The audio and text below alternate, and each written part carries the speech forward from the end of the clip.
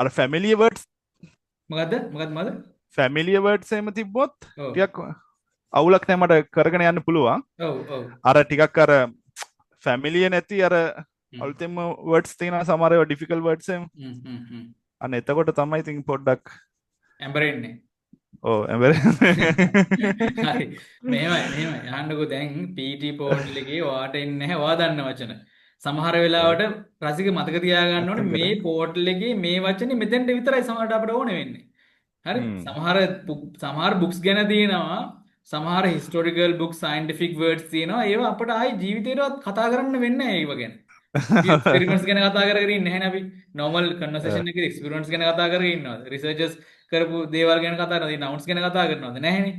ඒකින්ද හිස්ටොරිකල් බුක්ස් අර genre fiction ගැන එහෙම ඒව ගැන කතා කරන කියන්නේ ඇත්තටම රෙයානේ ඒවා. තේරෙනවද? ඔව්. ඒතර ඒ රෙයා වචන ඒ රෙයා විදියට තියන්න. ඒවා ප්‍රොනවුන්ස් කරලා අතහැරලා දාන්න. අය හුරු වෙන්න යන්න එපා ඒවා. ඒ වලින් මොකද PT එකෙන් ඉංග්‍රීසි ඉගෙන ගන්න යන්න එපා. එතකොට වැඩේ අවුල් වෙනවා. PT වලින් ඉංග්‍රීසි ඉගෙන ගන්න try ඒක කරන්න එපා. එතකොට වැඩේ කොහොමත් අල වෙලා යනවා. හරිද? ඒකින්ද ඒක කරන්න යන්න එපා. PT කියන්නේ වෙන concept එකක්. ඔයා ඇත්ත ඉංග්‍රීසි කියන්නේ වෙනම එකක්. ඔව් හරිද? ඒක මේක දෙකක්. ඇත්ත.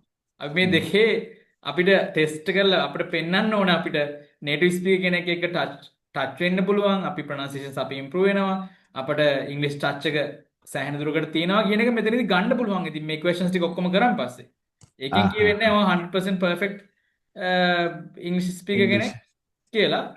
හැබැයි මෙතනදී ටෙස්ට් කරගන්න පුළුවන් සෑහෙන දුරකට වාගේ knowledge එක වාගේ pronunciations speaking writing listening test කරගන්න පුළුවන්.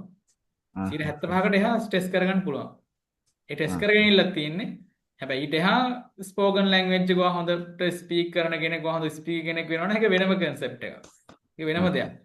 ඔයාලට වෙන ස්මූත්ලි තේනෙට කතා කරන්න පංචුවෙන්ට කතා කරන්න ඕන නම් හරි ඒවා ඒ වලට වෙනම සීන් එකක් තියෙන්නේ. එතකොට ඒ ගැන වොරි වෙන්න එපා මේව කර කර. මේක කරලා ඊට පස්සේ අරකට යන්න.